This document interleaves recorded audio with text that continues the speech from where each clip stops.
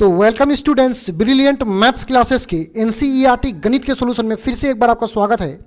इस वीडियो में हम लोग जो है प्रश्नावली 10.1 के पूरे प्रश्नावली को, यानी इस प्रश्नावली में जितने भी प्रश्न हैं सभी को सॉल्व करेंगे।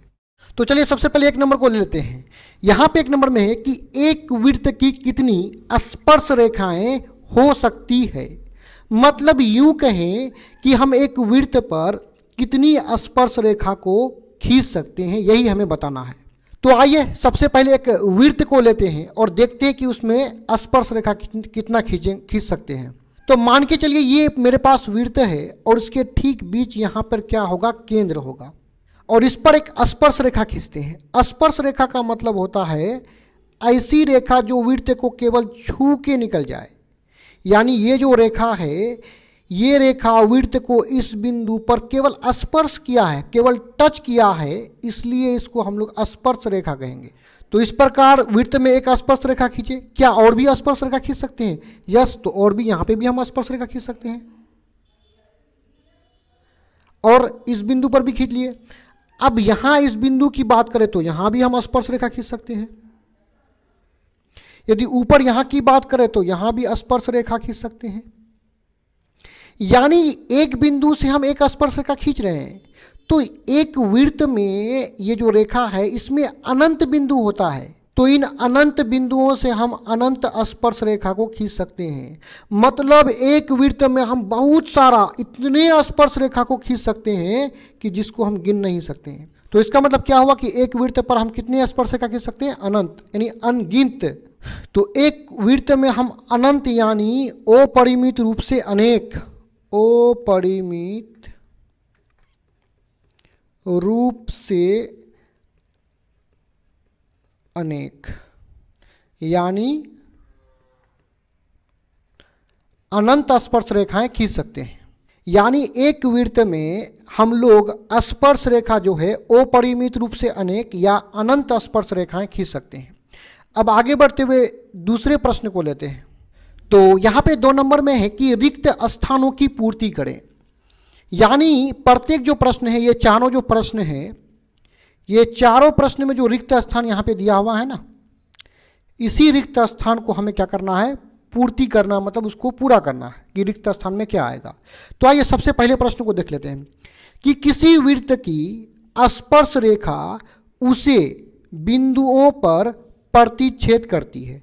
मतलब ये बताना है कि एक वृत्त में यदि स्पर्श रेखा खींचेंगे तो उस वृत्त को कितने बिंदु पर, 1 बिंदु, 2 बिंदु, 3 बिंदु, कितने बिंदु पर स्पर्श करती है या प्रतिच्छेद करती है। तो आइए इसको देख लेते हैं। देखिए मान के चलिए मेरे पास एक वृत्त है, तो यहां पर यदि हम एक स्पर्श रेखा खींच दें, ठीक, इस प्रकार का यदि स्पर्श रेखा खींच दें तो इस बिंदु पर वृत्त को क्या करती है? स्पर्श करती है। जैसा कि स्पर्श का मतलब होता है टच करना, तो इस प्रकार का जो स्पर्श रेखा हम खींचेंगे वो वृत्त को किसी एक बिंदु पर स्पर्श करके छू के निकल जाएगा। यानी ये हुआ कि स्पर्श रेखा जो है वृत्त को केवल एक ही बिंदु पर क्या करती है? स्पर्श करती है या प्रतिच्छेद करती है। ठीक है, तो कितना बिंदु पर करती है? यहाँ पे क्या हो जाएगा? यहाँ पे 1 हो जाएगा। तो यहाँ उत्तर में लिख सकते हैं 1 कि इस रिक्त स्थान पर क्या आएगा? 1 आएगा। अब आगे बढ़ते हैं दूसरा प्रश्न को। देखिए दूसरा नंबर को देखिए, 2 का दूसरा नंबर। वृत्त को 2 बिंदु पर प्रतिच्छेद करने वाले रेखा को कहते हैं। मतलब वृत्त को यदि 2 बिंदु पर प्रतिच्छेद कर देगा तो उस रेखा को क्या कहेंगे? जैसा कि अभी अभी बताए कि वृत्त को एक बिंदु पर प्रतिच्छेद करता है कौन? स्पर्श रेखा।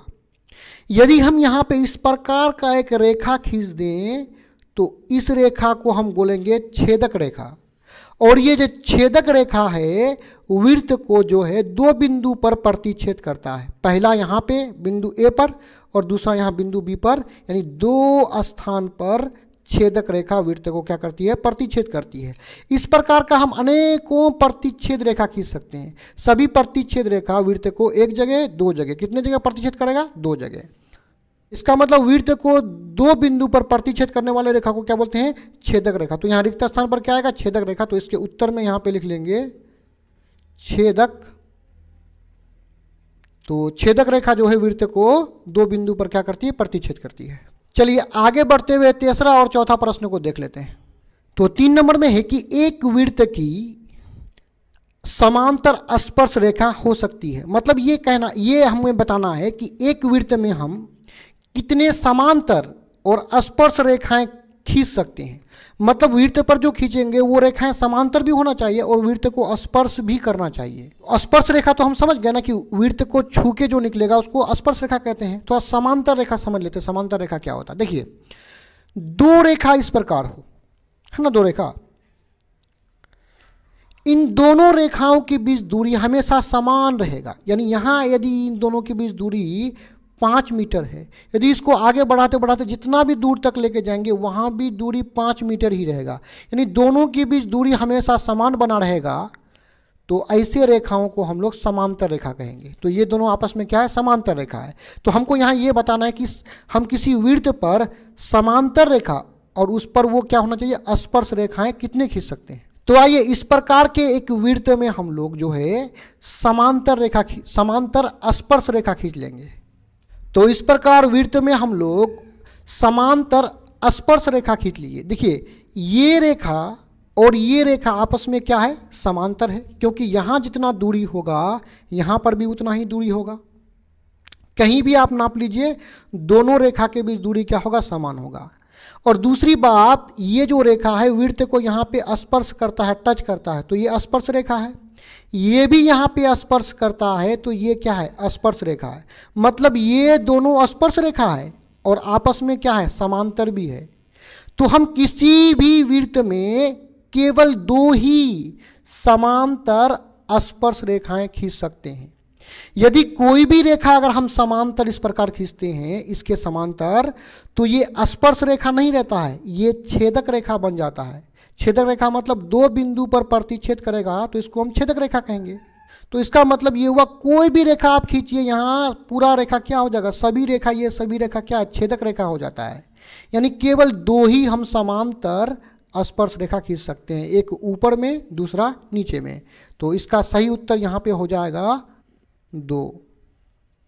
लास्ट नंबर में देख लेते हैं। देखिए वृत्त तथा उसकी स्पर्श रेखा के उभयनिष्ठ बिंदु को कहते हैं। समझिए यहाँ पे मान के चलिए ये वृत्त है मेरा, यहां पे एक स्पर्श रेखा खींच लेंगे, ठीक।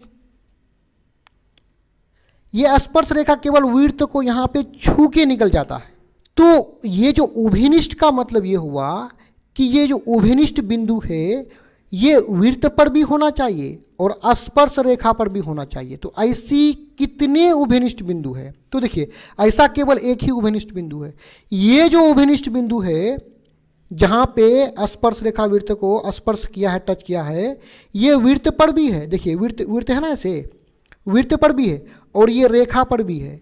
बाकी यहाँ कहीं भी बिंदु लेंगे तो ये स्पर्श रेखा पर तो ये सब बिंदु होगा, लेकिन क्या वृत्त पर है, नहीं है, वृत्त से बाहर है।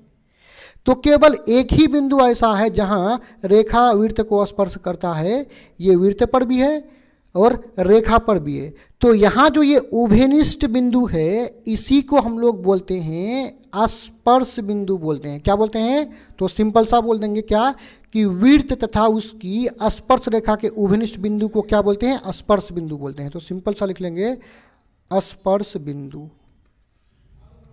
यानी बिंदु, यानी यहाँ रिक्त स्थान पर क्या आ जाएगा, स्पर्श बिंदु आ जाएगा। तो दूसरा नंबर का सभी प्रश्न यहाँ पे समाप्त होता है। चलते हैं अगला तीसरा प्रश्न में। 3 नंबर का प्रश्न में यहाँ पे है कि 5 सेमी त्रिज्या वाले एक वृत्त के बिंदु P पर स्पर्श रेखा PQ, मतलब एक वृत्त है और उसका स्पर्श रेखा PQ है और इस वृत्त की त्रिज्या कितना है, 5 cm है। तो आइए हम लोग इस प्रकार का एक वृत्त को बना लेते हैं और इसका जो वृत्त का केंद्र जो है ये होगा और इसका स्पर्श रेखा क्या है, PQ है। स्पर्श रेखा का मतलब ये हुआ कि यहाँ पे एक रेखा खींचेंगे जो वृत्त को केवल छू के स्पर्श करके निकलती है। तो इस प्रकार का एक रेखा खींच देंगे जो कि स्पर्श रेखा होगा। तो यहाँ पे जो स्पर्श कर रहा है यहाँ पे P और इस बिंदु को हम लोग यहाँ पे मान लेंगे Q। तो इस प्रकार वृत्त का स्पर्श रेखा क्या बना, पी क्यू बना। अब हम ये जो स्पर्श बिंदु है इसको और यहाँ पे जो केंद्र ओ है इसको मिला देंगे। इस प्रकार ओपी को मिलाए तो ये क्या है, ये ओपी जो है वृत्त का क्या है, त्रिज्या है, जो कि कितना दिया हुआ है, 5 cm दिया हुआ है। यहाँ पे कहा गया है ना कि त्रिज्या कितना है, 5 cm है, तो ये ओपी त्रिज्या हुआ तो ये 5 cm हुआ। अब आगे हमें क्या कहा गया है कि केंद्र ओ से जाने वाली एक रेखा से क्यू इस प्रकार मिलती है कि ओ क्यू बराबर 12 cm हो जाता है। यानी ये हुआ केंद्र से एक रेखा इस प्रकार जाकर के क्यू के साथ मिलेगा, तो ये जो ओ क्यू है ये हो जाएगा 12 cm। और हमें पी क्यू की लंबाई निकालना है। यहाँ पे जो पी क्यू देख रहे हैं ना उसी की लंबाई हमें निकालना है। तो आइए सबसे पहले हम हल में यहाँ पे लिखते हैं कि हमें दिया हुआ क्या क्या है, यानी सिंपल सा लिखेंगे दिया है हमें OP का मान 5 दिया हुआ है जो कि वृत्त का क्या है, त्रिज्या है। तो OP बराबर हमें दिया हुआ है 5 cm और OQ कितना दिया हुआ है, OQ दिया हुआ है 12 cm। और हमें किसकी लंबाई निकालना है, PQ की लंबाई निकालना है। तो हम लिख सकते हैं कि PQ बराबर वाट, यानी प्रश्नवाचक चिन्ह लगा दिए कि PQ का मान हमें निकालना है। अब PQ का मान निकालने के लिए यहाँ ध्यान से देखिए यहाँ जो ये त्रिभुज है OPQ, तो इस त्रिभुज का यहाँ पे कोण कितना बनेगा, 90 डिग्री का कोण बनेगा, क्योंकि ये जो स्पर्श रेखा है और वृत्त का जो त्रिज्या है दोनों के बीच कोण कितना बनता है, 90 डिग्री का कोण बनता है। तो यहाँ ये कोण 90 डिग्री है, तो ये जो त्रिभुज है OPQ ये समकोण त्रिभुज हो जाएगा। तो सिंपल सा लिखेंगे कि समकोण त्रिभुज OPQ में, तो जब ये समकोण त्रिभुज है तो समकोण त्रिभुज में पाइथागोरस प्रमेय लागू होगा, और पाइथागोरस प्रमेय क्या है, कर्ण पर स्क्वायर बराबर लंब पे स्क्वायर प्लस आधार पर स्क्वायर। अब हम इस त्रिभुज में देखेंगे कि कर्ण, लंब और आधार क्या होता है। देखिए कर्ण क्या होगा, ये जो 90 डिग्री का कोण है इसके सामने वाला भुजा हो जाएगा कर्ण। तो कर्ण का मान कितना है, ये जो भुजा है कर्ण इसका मान है 12, तो 12 पर पावर 2 लगा देंगे। लंब देखिए यदि इस कोण की बात करें तो ये जो खड़ा वाला भुजा है ना ये हो जाएगा लंब। तो लंब कितना है, 5 है, इस पर स्क्वायर तो स्क्वायर लगा देंगे। आधार ये हो जाएगा, तो आधार का मान कुछ भी नहीं तो क्या है PQ है, तो PQ लिख करके इस पर भी स्क्वायर लगा देंगे। आइए इसको सोल्व कर लेते हैं। 12 पर पावर 2 मतलब 12 गुना 12 हो जाएगा 144। 5 पर पावर 2 मतलब 5 गुना 5 5 5 25 हो जाएगा, प्लस PQ पर स्क्वायर। अब आइए सिंपल सा क्या करेंगे, इधर क्या है 144 है, 25 को हम इस तरफ लेके आएंगे तो हो जाएगा -25 बराबर PQ पर स्क्वायर। 144 से 25 को घटा देंगे।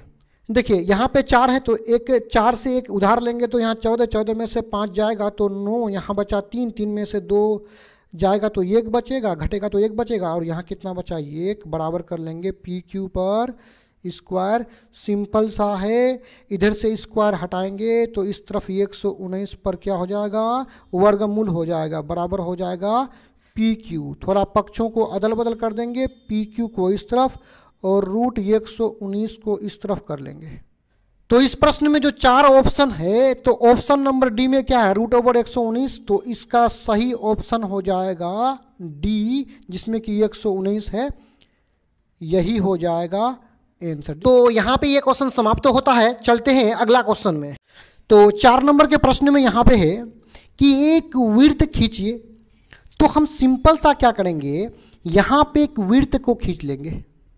तो सिंपल सा इस प्रकार का एक वृत्त खींच लेंगे। अब देखिए एक दी गई रेखा के समांतर दो ऐसी रेखाएं खींचिए कि इनमें से एक स्पर्श रेखा और दूसरा छेदक रेखा। मतलब हमें 2 ऐसी रेखा खींचना है, इनमें से एक स्पर्श रेखा खींचना है, दूसरा छेदक रेखा खींचना है, और ये दोनों रेखा किसके समांतर होना चाहिए, एक दी गई रेखा के समांतर होना चाहिए। तो एक सबसे पहले वृत्त खींचने के बाद ये केंद्र हो जाएगा। यहाँ एक दी गई रेखा खींच लेते हैं, इस प्रकार का एक दी गई रेखा खींच लेंगे। तो यहाँ पे जो ये है ये दी गई रेखा है, दी गई रेखा। अब इस दी गई रेखा के समांतर हमें एक स्पर्श रेखा पहले खींचना है। तो आइए एक स्पर्श रेखा खींच लेते हैं।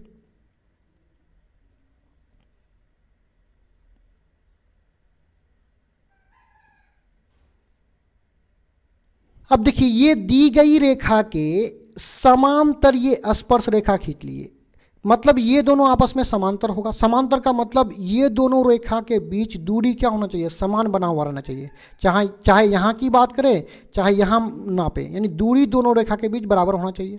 तो ये दोनों तो समांतर है, साथ ही साथ ये क्या है, स्पर्श रेखा भी है। ठीक है, तो सिंपल सा लिख लेंगे कि ये जो है ये क्या है, स्पर्श रेखा है। अब एक स्पर्श रेखा खींचने के बाद दूसरा हमें क्या खींचना है, छेदक रेखा खींचना है। यानी ऐसी रेखा जो दी गई रेखा के समांतर होगा, साथ में छेदक रेखा भी होगा। तो इस प्रकार का एक छेदक रेखा खींच लेंगे। देखिए ये जो रेखा है ये छेदक रेखा है। क्यों छेदक रेखा है, क्योंकि ये वृत्त को दो जगह में क्या करता है, प्रतिच्छेद करता है, छेद करता है, इसलिए ये हो जाएगा छेदक रेखा। क्या हो जाएगा, छेदक रेखा। और ये जो छेदक रेखा है ये दी गई रेखा के क्या है, समांतर है।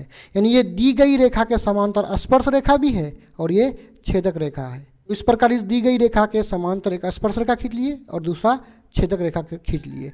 यही आपका यहाँ पे चित्र होगा, इसको आपको यहाँ पे बना लेना है। तो यहाँ पे वीडियो समाप्त होता है। डिस्क्रिप्शन में और भी वीडियोस के लिंक है। वीडियो देखने के लिए आपका धन्यवाद।